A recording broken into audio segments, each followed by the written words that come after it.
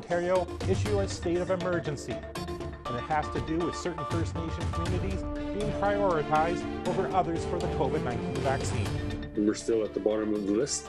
There seems to be no urgency among government officials or anyone. And why President Lorraine Whitman says deaths like Joyce Echaquan's in a Quebec hospital can't be for nothing. This as Indigenous Services convened a meeting over systemic racism in healthcare this week. We have to acknowledge that it's happened. We have to be able to say, yes, there is systemic racism, discrimination within the health. And it's unfortunate that Joy's life was taken, but we can't let her name go in vain or what has happened. Hello, I'm Todd Lamaran, and welcome to Nation to Nation. The race to vaccinate Canadians against COVID-19 is on. The good news is First Nations communities are first on the list, but only in northern and remote locations. The Constance Lake First Nation is in northern Ontario, but it's near Highway 11 and a 30-minute drive from Hearst, Ontario. That's left communities like Constance Lake waiting while the number of confirmed cases there goes up. Constance Lake has now issued its second state of emergency since the pandemic began. Here to talk about that is its Chief, Rick Allen. Welcome to Nation, Chief Allen. Thank you for having me here, and it's a pleasure to be here to put the awareness of the situation that Constance Lake is in. So what's it like seeing remote First Nations receive the vaccine before communities like yours don't because they're closer to an urban center? It's tough. You know, it's tough because of the lifestyle that we're accustomed to living and how we commute to get our essential needs every day. And that puts our elders, our youth, even ourselves as leaders in a very bad spot. You know, that we have to commute to municipalities to get our essentials and all that, the good stuff that we have been accustomed to now have been put on pause, you know, put in jeopardy. You know, there's a lot of issues that the government don't see us as driving communities to the remote. It's tough. It's very, very tough to be in this position at this time. Do you understand, I suppose, why the federal government prioritized more remote communities, or do you think that all communities, First Nations communities, should have been prioritized at the same time? Again, that question are always raised on political calls that we have with the provincial governments or the federal governments at the time.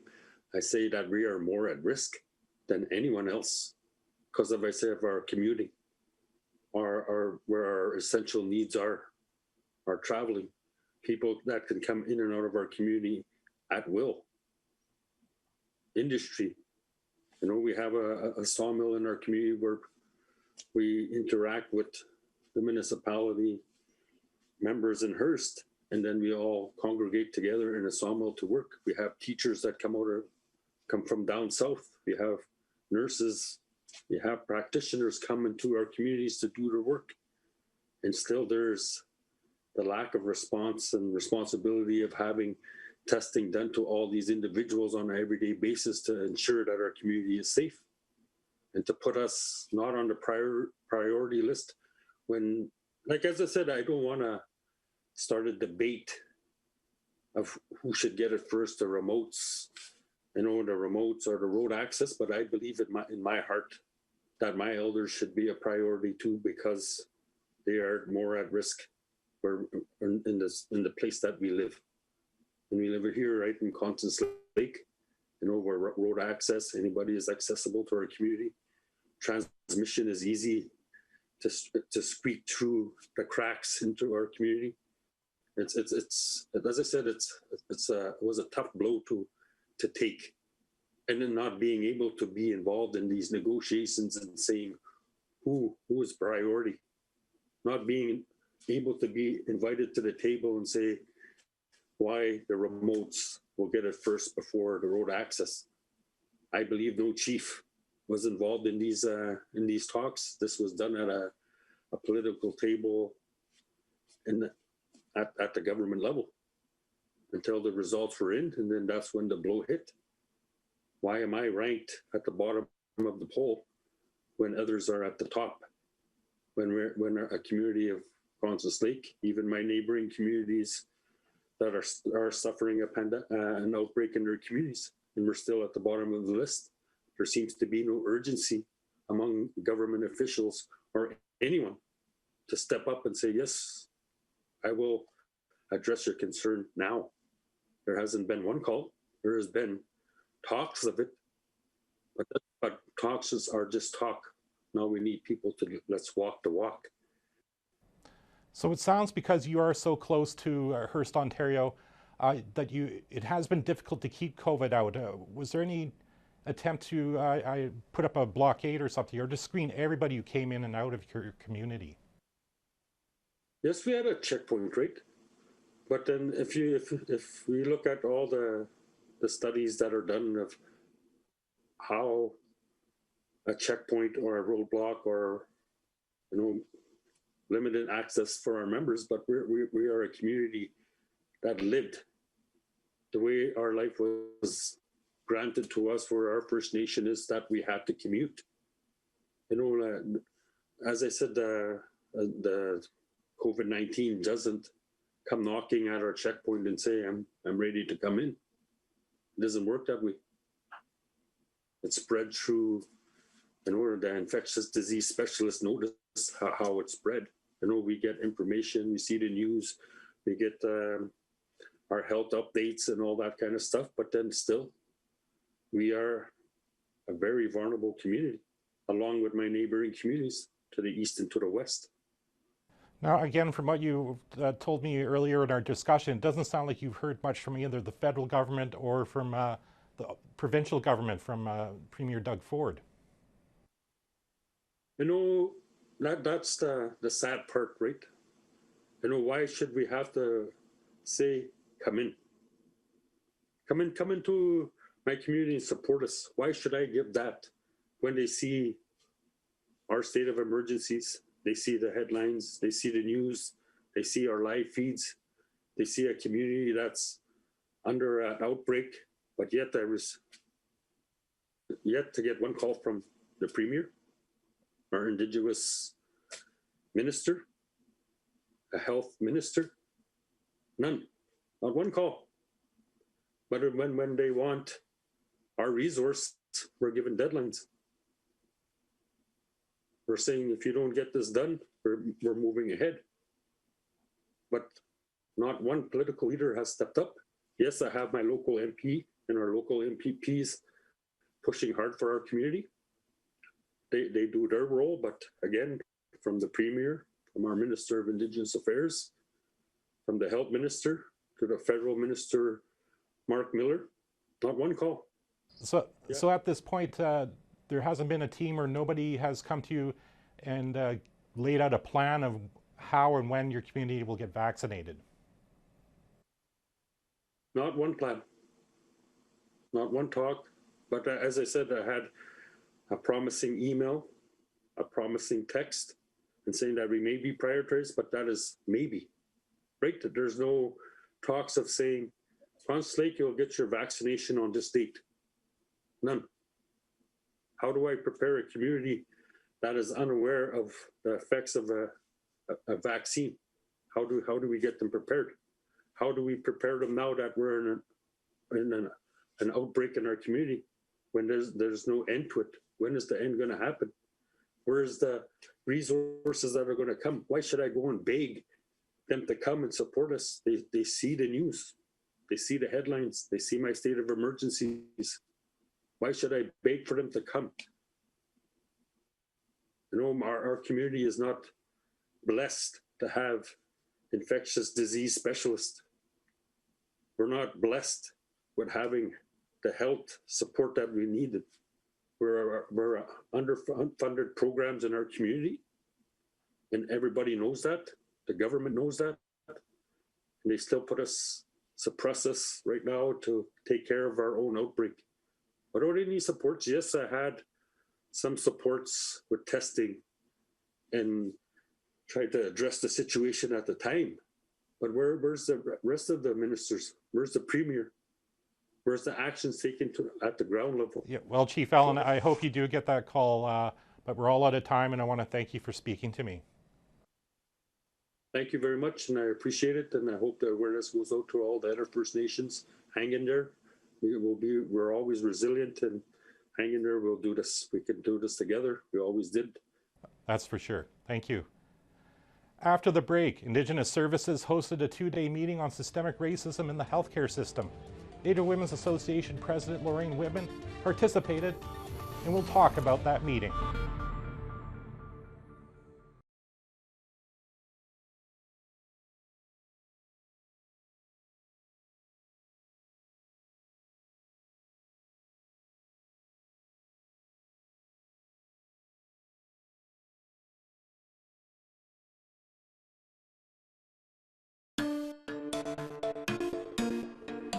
Welcome back. Yesterday and today, Indigenous Services hosted a meeting to discuss systemic racism in healthcare. It was attended by cabinet ministers, provincial health ministers, and Indigenous leaders and healthcare professionals. Over 100 people participated in the meeting, which was a result from the death of Joyce Echequan, a First Nations mother who filmed her final moments where healthcare officials can be heard insulting and degrading her. Lorraine Whitman is president of the Native Women's Association of Canada, and she participated in that meeting. President Whitman joins me now. Welcome to Nation, President Whitman. Thank you. I'm pleased to be here. Now, today you gave brief remarks on racism in healthcare, but you sent out a press release critical of the time NWAC was given. Why was that? I felt that as being a national organization for women, we should have been, being able to speak with our male counterparts of the other, national leaders. This is with Joyce Echequan, whom is, a woman.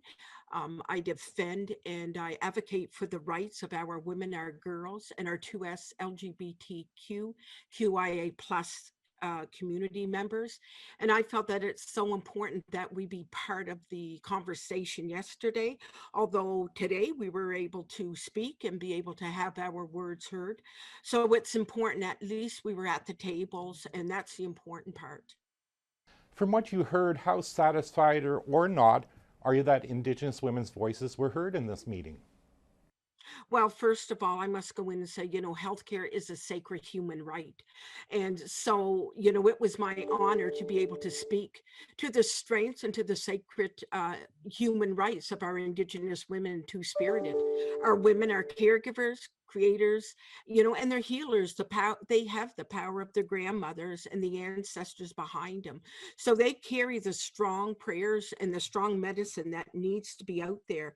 And we are victimized by violence, and that was shown in the national inquiry of the missing, murdered Indigenous women and girls, found to be a genocide. So I really feel that we should be at the tables. Joyce Echequan's death, of course, was just the tip of the iceberg of how Indigenous people are treated by the healthcare system. From what you heard, did the widespread nature of the problem sink into the minds of cabinet ministers and health officials, do you think? Well, first of all, as being in any of those areas or a leader, we have to acknowledge that it's happened. We have to be able to say, yes, there is systemic racism, discrimination within the health. And it's unfortunate that Joy's life was taken, but we can't let her name go in vain or what has happened. And it's not the first incident that's, occurred with our Indigenous women or men. This has occurred many, many times over, but because she had the recording, it went viral and now everyone is there. So there needs to be education that is out there promoting, the healthcare system, and not only the healthcare, there's many other areas that need educating. And when I say this, there's ignorance and there's arrogance. First of all, ignorance is when we don't understand or have the knowledge, but the knowledge and the learning's out there, just a national inquiry in itself. And the arrogance is if we've read it and we do nothing about it. And we're all responsible as peoples of Canada. Did you notice anything in any of the back and forth in the meeting, whether you're confident that things might get better? I'm confident. I always, have hope that there is going to be change. But, when I look at it, when I heard some of the chiefs, some of the leaders, and when they said partners, we need allies, it's the truth. We need allies because when you work as a partnership, you may not be on equal grounds. But as an ally, you're going down the river together in separate canoes. You come into a rock in the river. You have to go left, I go right. We go through different rapids, barriers on our way, but we end up at the very end. And that's the goal that we need to, and we need the first nation, the Métis and the Inuit to all be included. And, our 2S LGBTQ community being involved in all of this. We need to be there. In yesterday's press conference, Indigenous Services Minister Mark Miller didn't expect an action plan to come out of this meeting. I suppose, what do you think is the point of it then? you know, as being a leader, many of our women at our grassroots are being confronted with hopes from the government that they'll be able to be there. Their truths, they've given their truths, they've given their stories. We heard in October, stories that were given from the families in the healthcare system, how they're affected, especially the women with being coerced for sterilization, and the hurt and the pain that they deal with as being a young woman going in to the healthcare system, not being able to speak their language, and expecting that you're going to get proper treatment. I'm hoping that there's something comes out of it, because we have to stop just talking. We need to start implementing and having action. And we're still having violence. We're still having healthcare issues. So we need to start not being reactive, but we need to have sustainable dollars so that we can make a difference for our people, our grassroots people, for the people that we serve, and no one be left behind. No one. When you talk about action, quite often the action turns into, well, we need more education or maybe more cultural sensitivity training. But is that enough? I mean, is there something more fundamental that has to be done to stamp out systemic racism in hospitals and medical clinics? Well, education is very important. The need to educate people in the healthcare system, that they know our culture, that they know the findings of the national inquiry as being a genocide, knowing that colonialism, it's not just the bit of the healthcare system, it's through all of the different areas and institutions, that everyone be educated, be involved, and understood. um, it's so important, but at the same time, there needs to be sustainable, stable dollars, so that in term, when this action plan goes through and is starting to be, legislated and being implemented, we need something today, because with COVID, the violence of our women, our girls, our gender diverse community, it has escalated, and they need the assistance today, not months or years down the road. The action plan was supposed to be in. We're going into the second year, June 3rd. We still haven't anything. We are working on it, but we need something that's temporary until we get to that point.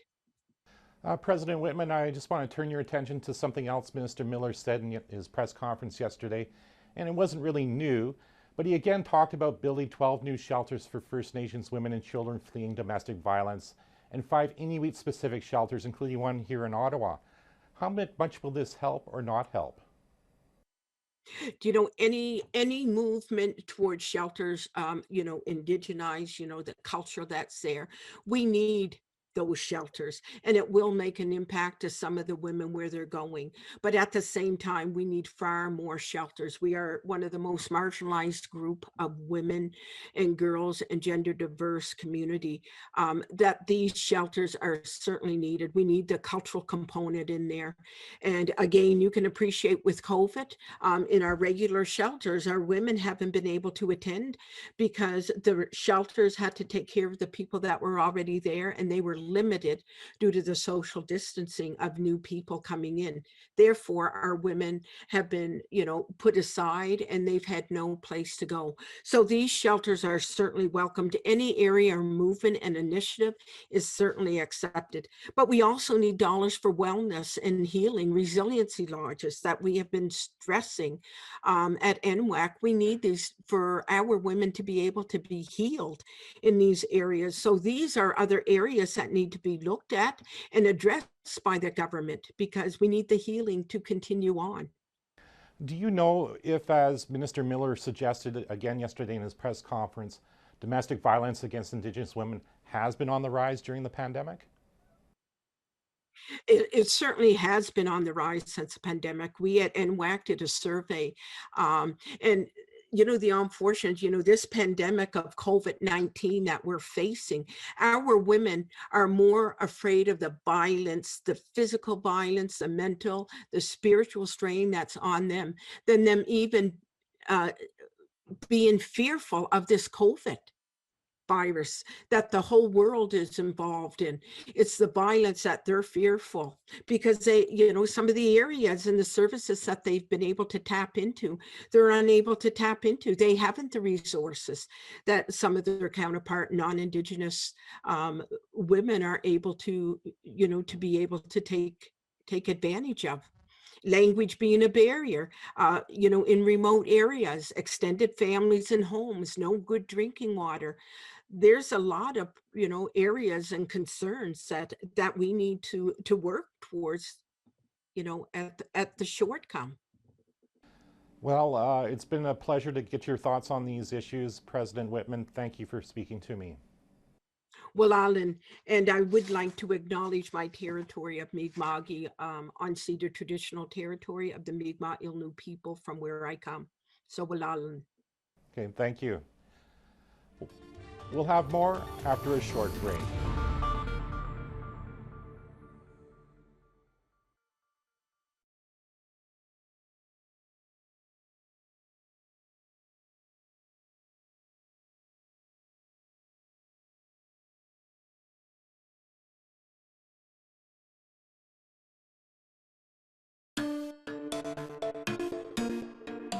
Welcome back. Cabinet ministers often set a balance between trying to be diplomatic and actually saying what's really on their minds. That was nowhere more apparent than yesterday, when Indigenous Services Minister Mark Miller was asked about controversial Senator Lynn Bayek's resignation earlier this week. Controversial because Bayek said some good came out of residential schools. Feel, Minister? I want to say how I feel. Well, go ahead, please, share with us. But there's a number of cameras in front of me, so I'll stay polite. What Senator Bayek said was unacceptable. Her actions have proven that she, I am someone, despite the fact that it is not politically expedient in politics, I believe in forgiving people. She's shown zero remorse. I don't forgive her. What she said was wrong. It continues to be wrong. To suggest that residential schools were anything other than to assimilate, layered with a religious fervor of the time to convert peoples that still have vibrant cultures, in some cases that have been ripped away from them. The trauma has been passed on through generations. Not to acknowledge that that exists and there's carry-on effects is the product of a twisted and closed mind. Well, that's all the time we have this week. I'm Todd Lamran, hoping that everyone watching is keeping safe and staying healthy. I'll see you later.